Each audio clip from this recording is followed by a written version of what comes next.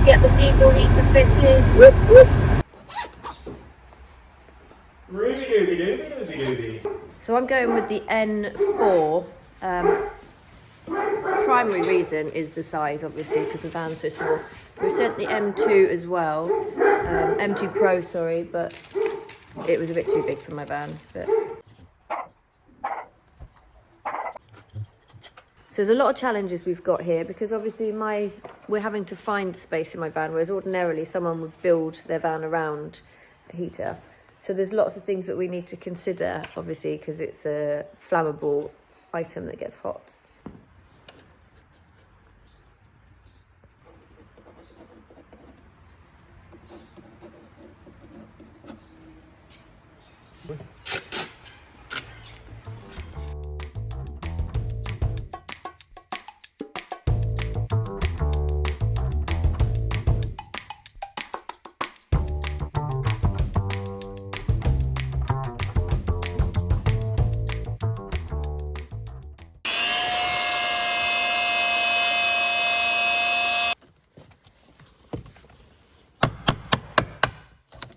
Test hole, pilot hole.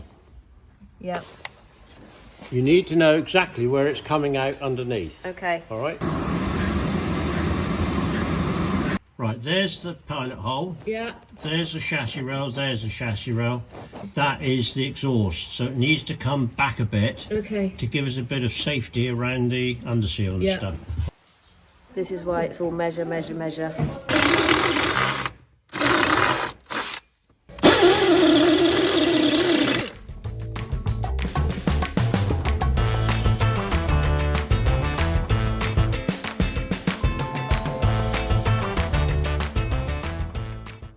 We're cooking with gas. We're solid in. We've got some power. Stinking fucking stuff.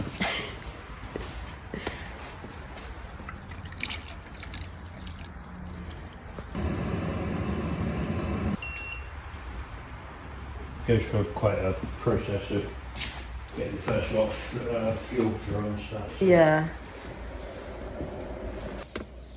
And then you get belts out and loads of fucking Oh. smoke out the exhaust. Going to be doing some reading this evening to find out how it indicates the fuel's running low. Obviously, it has to. The first time it started up, it's having a bit of a run through to get everything in place.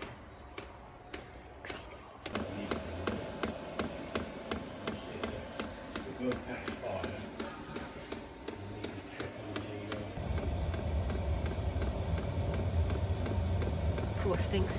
It's coming out. Something's coming out the bottom. The exhaust. Yeah.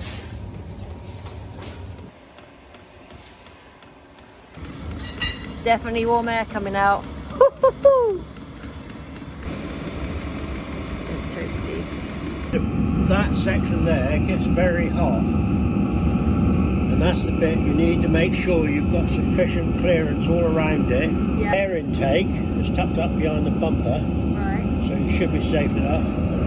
Exhaust tail end here actually is underneath and pokes back away from the bumper, so it can't melt the plastic. Right. So you need to make sure more space, not less. Yeah. Don't compromise on it.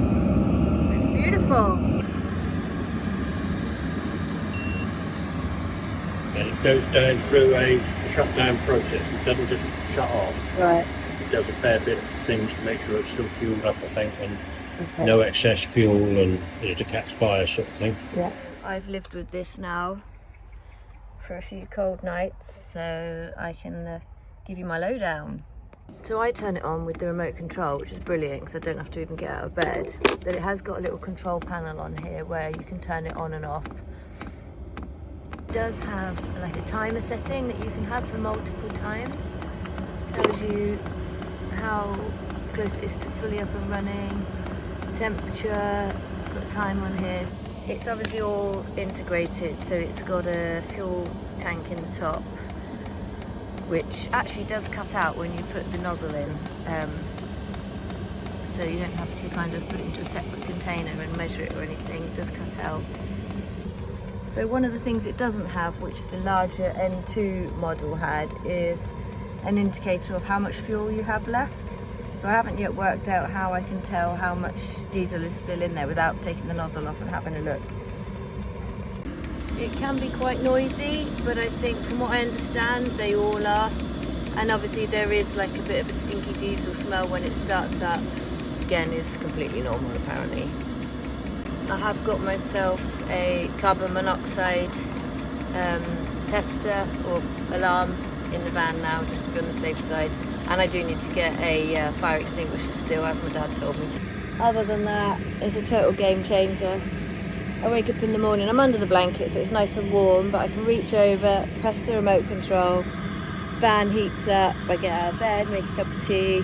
And now, because I haven't actually got cold, I don't feel cold out here now, and I think it's probably, I don't know, 4 degrees, so yeah, it's a real lifesaver actually, it's been brilliant. So to the uneducated like myself, the main differences I can see between this one, which is the N2 Pro, and the one that I've got, which is the N4, is these little adapters here for controller and power supply. So I'm guessing it's removable, and the exhaust comes out the side and has this plug on it rather than out the bottom. It looks really sexy. And it comes up with this lovely little bag with all the bits. So this is what makes me think that this one is actually designed to be more portable, so not necessarily a permanent feature. And I'm guessing that's why it comes with a bag, because all the attachments are removable. And it also has these handles on the top